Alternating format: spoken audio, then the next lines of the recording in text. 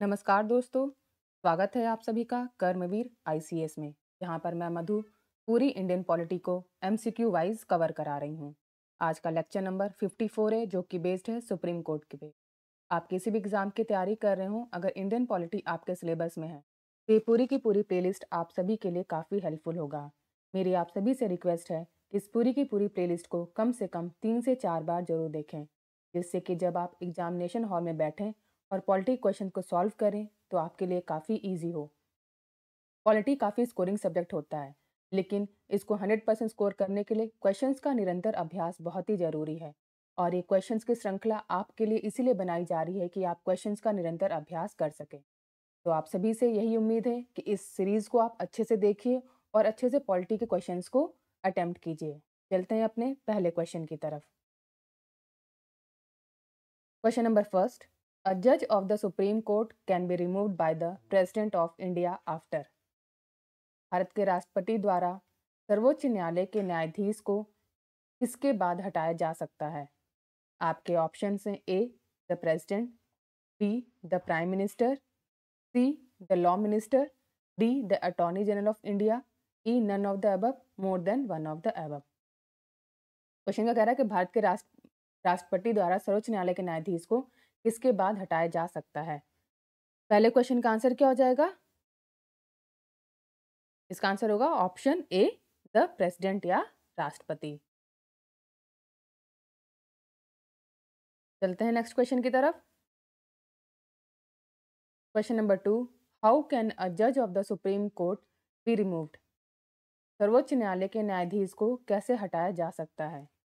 आपके ऑप्शन हैं A by the will of the chief justice, मुख्य न्यायाधीश की इच्छा से, बी बाय द प्रेसिडेंट, राष्ट्रपति द्वारा, C by the president on the recommendation of the chief justice of the supreme court, सर्वोच्च न्यायालय के मुख्य न्यायाधीश की सिफारिश पर राष्ट्रपति द्वारा, D bye the president on the recommendation of the parliament, संसद की सिफारिश पर राष्ट्रपति द्वारा। तो दूसरे क्वेश्चन का आंसर क्या हो जाएगा? Option D bye the president on the recommendation of the parliament. दूसरे का आंसर क्या होगा? Option D. चलते हैं नेक्स्ट क्वेश्चन की तरफ। Question number 3। A judge of the Supreme Court can be removed by the President of India after. Bharat के राष्ट्रपति द्वारा सर्वोच्च न्यायालय के न्यायाधीश को किसके बाद हटाया जा सकता है? आपके ऑप्शन हैं A an inquiry by CBI, B an inquiry by chief justice of India, C a report by the bar council of India, D an impeachment by the parliament. तो तीसरे क्वेश्चन का आंसर क्या हो जाएगा? Option D an impeachment by the parliament. संसद के महाभियोग प्रक्रिया के द्वारा हम इसको हटा सकते हैं। तो तीसरे का आंसर होगा ऑप्शन डी। चलते हैं नेक्स्ट क्वेश्चन की तरफ। Question number 4। Consider the following statement. First, the motion to impeach a जज of the supreme Court of India can not be rejected by the Speaker of the Lok Sabha as per the Judges Inquiry Act 1968. Second, the Constitution of India defines and gives detail of what constitutes incapacity and proved misbehavior of the judge of the Supreme Court of India. Third, the details of the process of impeachment of the judges of the Supreme Court of India are given in the Judges Inquiry Act 1968. Fourth, if the motion for the impeachment of a judge is taken up for voting, the law requires the motion to be backed by each house of the parliament and supported by a majority of total membership of that house and by not less than two-thirds of total membership, two-thirds of total members of that house present and voting. Which of the statement given is are correct? Question क्या कह रहा है कि निम्नलिखित कथनों पर विचार करें। पहला, भारत के सर्वोच्च न्यायालय के न्यायाधीश पर महाभियोग चलाने के प्रस्ताव को न्यायाधीश जांच अधिनियम 1968 के अनुसार लोकसभा के अध्यक्ष द्वारा खारिज नहीं किया जा सकता। दूसरा, भारत का संविधान भारत के सर्वोच्च न्यायालय के न्यायाधीशों की अक्षमता और सिद्ध दुर्व्यवहार को परिभाषित करता है और इसका विवरण देता है। तीसरा, भारत के सर्वोच्च न्यायालय के न्यायाधीशों पर महाभियोग की प्रक्रिया का विवरण न्यायाधीश जांच अधिनियम 1968 में दिया गया है। चौथा, यदि किसी न्यायाधीश के महाभियोग के प्रस्ताव को मतदान के लिए लाया जाता है तो कानून के अनुसार प्रस्ताव को संसद के प्रत्येक सदन द्वारा समर्थित होना चाहिए और उस सदन के कुल सदस्यता के बहुमत द्वारा समर्थित होना चाहिए और उस सदन के उपस्थित और मतदान करने वाले कुल सदस्यों की संख्या 2/3 से कम नहीं होनी चाहिए। तो आपको बताना कि इनमें से कौन कौन से कथन या स्टेटमेंट सही है, ये आपको बताना है। तो फोर्थ क्वेश्चन का आंसर क्या हो जाएगा? बताइए फोर्थ क्वेश्चन का आंसर क्या हो जाएगा? देखिए, जब इस टाइप के जो लेंदी स्टेटमेंट्स आते हैं तो इन स्टेटमेंट को कम से कम आप 1-2 बार जरूर रीड कर लिया कीजिए, सो दैट कि आपको क्लियर हो जाए कि वो स्टेटमेंट क्या कह रहा है। अब देखिए, जो तीसरा स्टेटमेंट क्या कह रहा है इसमें कि the details of the process of impeachment of the जज of the supreme Court of India are given in the जज इंक्वायरी एक्ट 1968। ठीक है, तो ये स्टेटमेंट बिल्कुल सही स्टेटमेंट है। चौथा स्टेटमेंट क्या कह रहा है कि if the motion for the impeachment of a जज is taken up for voting, the law requires the motion to be backed by each house of the parliament and supported by a majority of total membership of that house and by not less than 2/3 of total members of that house present and voting। ये भी statement बिल्कुल सही है। तो आपसे पूछा जा रहा है कि इसमें कौन कौन से स्टेटमेंट सही है, तो तीसरा और चौथा स्टेटमेंट इसमें सही है। और तीसरा और चौथा स्टेटमेंट किस में है? ऑप्शन सी में है, 3 एंड 4 ओनली। तो चौथे क्वेश्चन का आंसर क्या हो जाएगा? Option C. ठीक है, चौथे क्वेश्चन का आंसर होगा ऑप्शन सी। चलते हैं नेक्स्ट क्वेश्चन की तरफ। Question number 5, the age of retirement in the supreme Court is. सर्वोच्च न्यायालय में सेवानिवृत्त की आयु कितनी है? आपके ऑप्शंस हैं A 62 years, B 63 years, C 64 years, D 65 years. तो पांचवें क्वेश्चन का आंसर क्या हो जाएगा? Option D 65 years. चलते हैं नेक्स्ट क्वेश्चन की तरफ। Question number 6, the age of a जज of the supreme Court of India shall be determined by such authority and in such manner as parliament may by laws provide inserted by। Bharat के सर्वोच्च न्यायालय के न्यायाधीश की आयु ऐसे प्राधिकारी द्वारा और ऐसे तरीके से निर्धारित की जाएगी जो संसद कानून द्वारा प्रदान कर सकती है या द्वारा डाला गया है। तो कौन से अमेंडमेंट के थ्रू हमें ये प्रोवाइड किया गया है, ये बताना है आपको। आपके ऑप्शंस हैं A 15th constitutional amendment, B 16th constitutional amendment, C 17th constitutional amendment या डी 18th कॉन्स्टिट्यूशनल अमेंडमेंट। तो जो एज ऑफ द जज ऑफ द सुप्रीम कोर्ट है shall be determined by such authority and such a manner as parliament may be law provided inserted by. तो ये कौन से संशोधन के द्वारा ऐड किया गया था ये लॉ? इसका आंसर क्या हो जाएगा? Option A 15th constitutional amendment act 1963।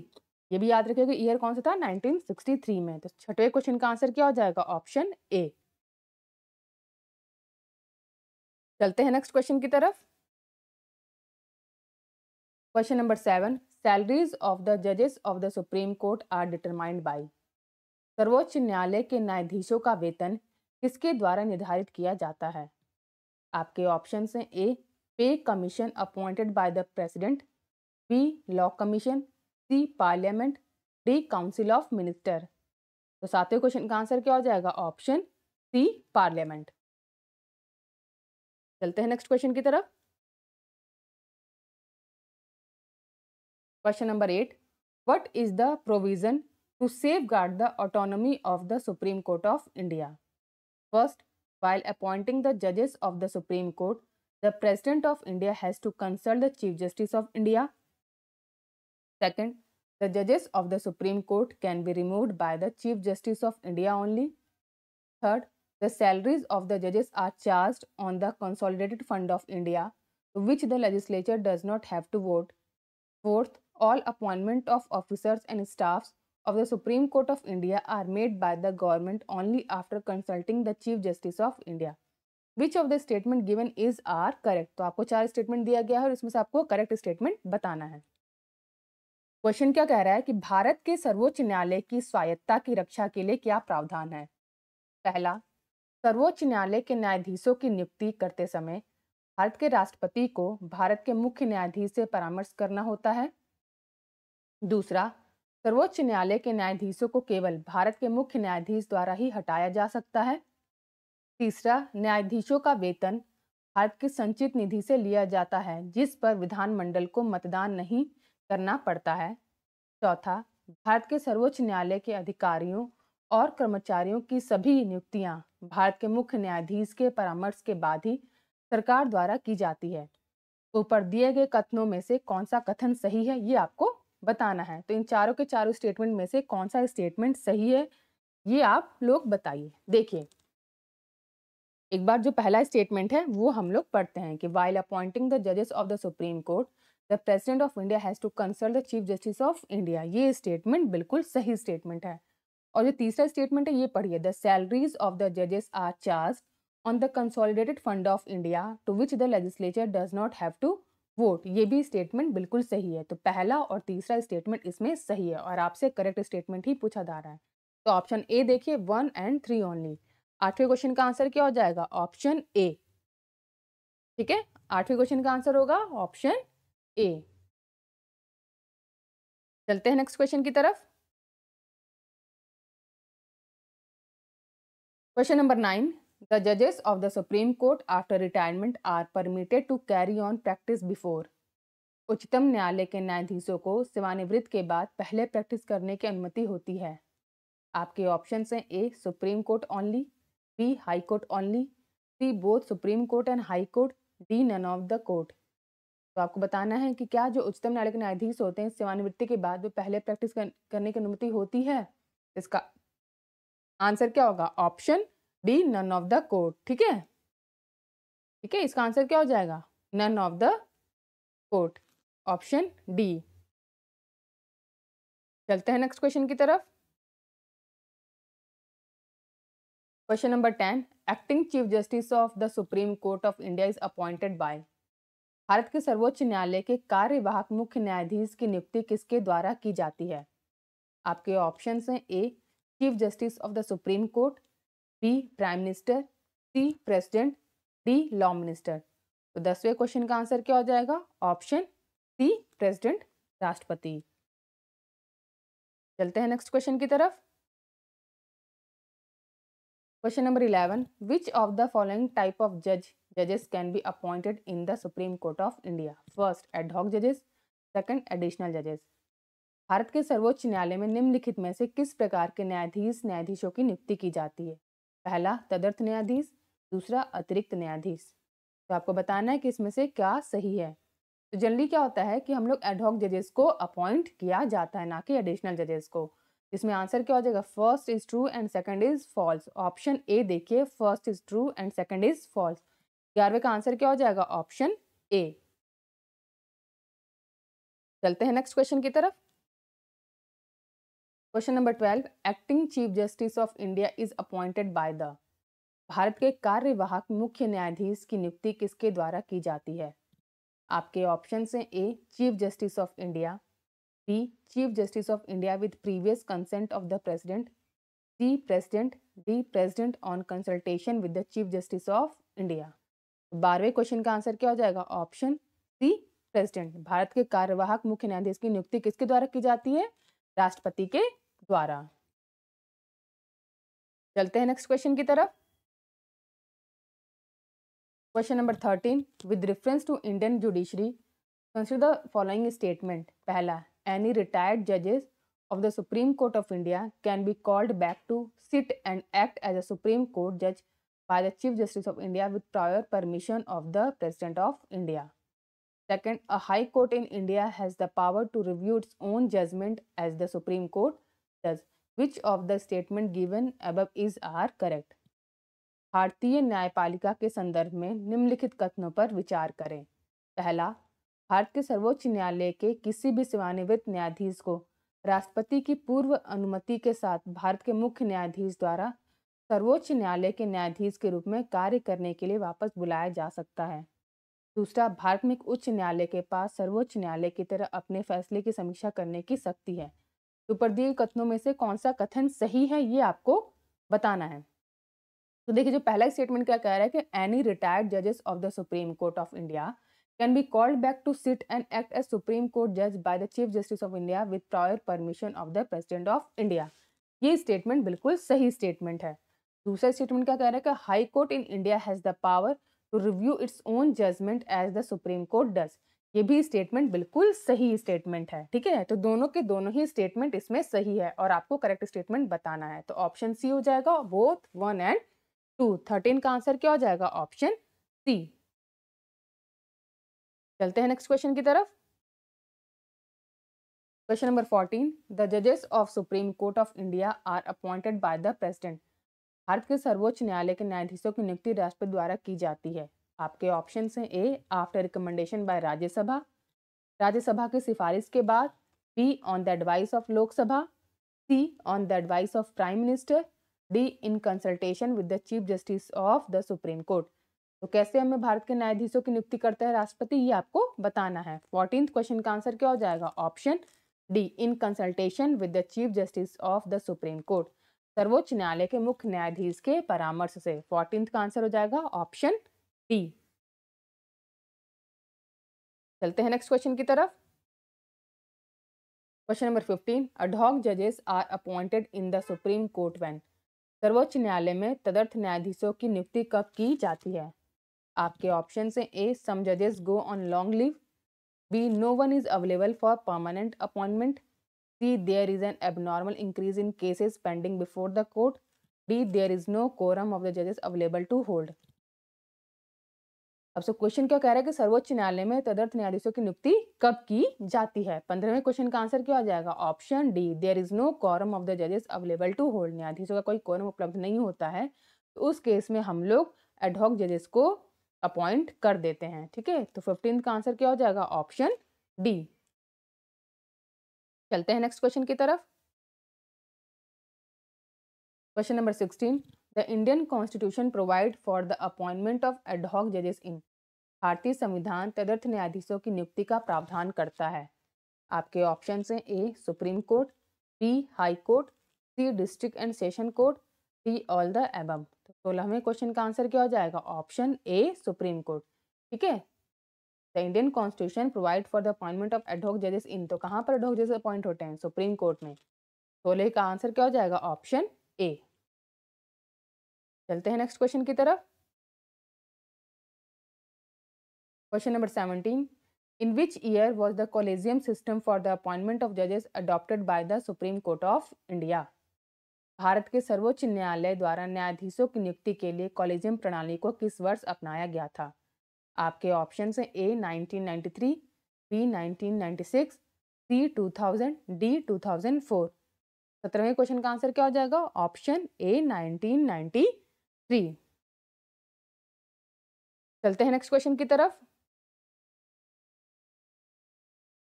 Question number 18. The Supreme Court's Collegium comprises the Chief Justice of India and a few senior judges for recommending appointee to the Supreme Court. The number of such senior judges who are part of this body is. Supreme court के collegium में supreme court में नियुक्त की सिफारिश करने के लिए भारत के मुख्य न्यायाधीश और कुछ वरिष्ठ न्यायाधीश शामिल होते हैं। ऐसे वरिष्ठ न्यायाधीशों की संख्या जो इस निकाय का हिस्सा है वो कितनी है? आपके ऑप्शन हैं ए 3, बी 4, सी 5, डी 6। तो 18th क्वेश्चन का आंसर क्या हो जाएगा? Option B 4। 4 सीनियर मोस्ट जजेस भी इस कॉलेजियम का पार्ट होता है, ठीक है। तो 18th क्वेश्चन का आंसर क्या हो जाएगा? Option B. चलते हैं नेक्स्ट क्वेश्चन की तरफ। Question number 19, the minimum number of जजेस of the supreme Court required for hearing any case involving interpretation of the constitution is. संविधान की व्याख्या से जुड़े किसी भी मामले की सुनवाई के लिए सर्वोच्च न्यायालय के न्यायाधीशों की न्यूनतम संख्या कितनी होनी चाहिए? आपके ऑप्शन हैं ए 10, बी 9, सी 7, डी 5। तो 19th क्वेश्चन का आंसर क्या हो जाएगा? Option D 5। कम से कम 5 जजों की जो संख्या होती है वो किसी भी केस को सॉल्व करने के लिए जरूरी होता है। तो 19th क्वेश्चन का आंसर क्या हो जाएगा? Option D 5। चलते हैं नेक्स्ट क्वेश्चन की तरफ। Question number 20, the power of the supreme Court of India to decide disputes between the centre and the state falls under its. केंद्र और राज्य के बीच विवादों का निर्णय करने की भारत के सर्वोच्च न्यायालय की शक्ति किसके अंतर्गत आती है? आपके ऑप्शन हैं A advisory jurisdiction, B appellate jurisdiction, C original jurisdiction, D constitutional jurisdiction. तो 20वें क्वेश्चन का आंसर क्या हो जाएगा? Option C original jurisdiction. जब भी हमारा जो विवाद होता है सेंट्रल स्टेट का, वो सर्वोच्च न्यायालय के ओरिजिनल जुरिडिक्शन के अंतर्गत आता है। 20वें क्वेश्चन का आंसर क्या हो जाएगा? Option C. चलते हैं नेक्स्ट क्वेश्चन की तरफ। Question number 21, which of the following are included in the original jurisdiction of the supreme Court? First, a dispute between the government of India and one or more state. Second, a dispute regarding election to either house of the parliament or that of legislature of a state. Third, a dispute between the government of India and union territory. Fourth, a dispute between two or more states. Select the correct answer using the code given below. Question number 21 का कह रहा है कि निम्नलिखित में से कौन सर्वोच्च न्यायालय के मूल क्षेत्राधिकार में शामिल है? आपके ऑप्शन हैं, फर्स्ट भारत सरकार और एक या अधिक राज्यों के बीच विवाद। सेकंड, संसद के किसी भी सदन या किसी राज्य के विधानमंडल के चुनाव से संबंधित विवाद। तीसरा, भारत सरकार और एक केंद्र शासित प्रदेश के बीच विवाद। चौथा, दो या दो से अधिक राज्यों के बीच विवाद। नीचे दिए कोड का उपयोग करके सही उत्तर का आपको चुनाव करना है। तो आपको बताना है कि इसमें से कौन सा स्टेटमेंट सही है। तो जो पहला स्टेटमेंट कह रहा है कि dispute between the government of India and one और मोर स्टेट, ये जो आता है इसके ओरिजिनल जुरिडिक्शन में ऐड है। और चौथा स्टेटमेंट क्या कर रहा है? डिस्प्यूट बिटवीन टू और मोर स्टेट, ये भी इसके ओरिजिनल जुरिडिक्शन के अंतर्गत आता है। तो फर्स्ट एंड फोर इसका आंसर हो जाएगा। ऑप्शन सी देखिए, फर्स्ट एंड फोर्थ। 21वें का आंसर क्या हो जाएगा? Option C. चलते हैं नेक्स्ट क्वेश्चन की तरफ। Question number 22, the second largest bench constituted by the supreme Court till date was in the. सर्वोच्च न्यायालय द्वारा गठित अब तक की दूसरी सबसे बड़ी पीठ कहाँ थी? आपके ऑप्शन हैं, A Golaknath case, B Minerva Mills case, C bank nationalisation case, D TMA Pai foundation case. इसका आंसर क्या हो जाएगा 22वें का? बताइए 22वें का आंसर क्या हो जाएगा? ऑप्शन ए गोलकनाथ के जो सबसे बड़ा बेंच था वो 13 जजेस का था, और वो किस लिए था? वो केशवानंदा भारती केस के लिए था। और उसके बाद गोलकनाथ केस था जिसमें 11 जजेस पार्टिसिपेट हुए थे। तो 22वें क्वेश्चन का आंसर क्या हो जाएगा? Option A. चलते हैं नेक्स्ट क्वेश्चन की तरफ। Question number 23, in which of the following cases the supreme Court of India initiated the doctrine of basic structure? निम्नलिखित में से किस मामले में भारत के सर्वोच्च न्यायालय ने बुनियादी संरचना का सिद्धांत प्रतिपादित किया? आपके ऑप्शन हैं, A Golaknath, B A K Gopalan, C Kesavananda Bharati, D Maneka Gandhi. तो 23वें क्वेश्चन का आंसर क्या हो जाएगा? Option C Kesavananda Bharati case. चलते हैं नेक्स्ट क्वेश्चन की तरफ। Question number 24, which one of the following cases propounded the concept of basic structure of the Indian constitution? निम्नलिखित में से किस मामले ने भारतीय संविधान की मूल संरचना की अवधारणा को प्रतिपादित किया? आपके ऑप्शन हैं, A Indira Sawhney case, B Shankari Prasad case, C Rudal Shah case, D none of the above. तो 24वें क्वेश्चन का आंसर क्या हो जाएगा? इसका आंसर होगा option D none of the above, क्योंकि जो basic structure of the Indian constitution था वो किस में हुआ था? केशवानंदा भारती केस में बताया गया था। तो इसका आंसर क्या हो जाएगा? Option D none of the above. चलते हैं नेक्स्ट क्वेश्चन की तरफ। Question number 25, the minimum number of Supreme Court जजेस who can hear a case involving a substantial question of law as to the interpretation of the constitution is. संविधान की व्याख्या के संबंध में कानून के महत्वपूर्ण प्रश्न से जुड़े मामले की सुनवाई करने वाले सर्वोच्च न्यायालय के न्यायाधीशों की न्यूनतम संख्या कितनी है? आपके ऑप्शन हैं, ए 5, बी 7, सी 11, डी 13। तो 25th क्वेश्चन का आंसर क्या हो जाएगा? ऑप्शन ए मिनिमम 5 जजों की जो बेंच होती है वो किसी भी केस को लड़ने के लिए या लॉ जो कि उसको इंटरप्रेट करे संविधान को, उसके लिए जरूरी होता है। तो 25वें का आंसर क्या हो जाएगा? ऑप्शन ए। तो आज के हमने सेट ऑफ 25 क्वेश्चंस को कंप्लीट कर लिया है। अगर आप सभी को ये सीरीज अच्छी लग रही है तो प्लीज़ लाइक कीजिए, कमेंट कीजिए और सब्सक्राइब कीजिए हमारे चैनल कर्मवीर ICS को। और आपके जो भी सुझाव हो वो हमें कमेंट सेक्शन में ज़रूर लिखिए, जिससे कि और भी क्वालिटी कंटेंट आप सभी के लिए लाया जा सके। Thank you for watching.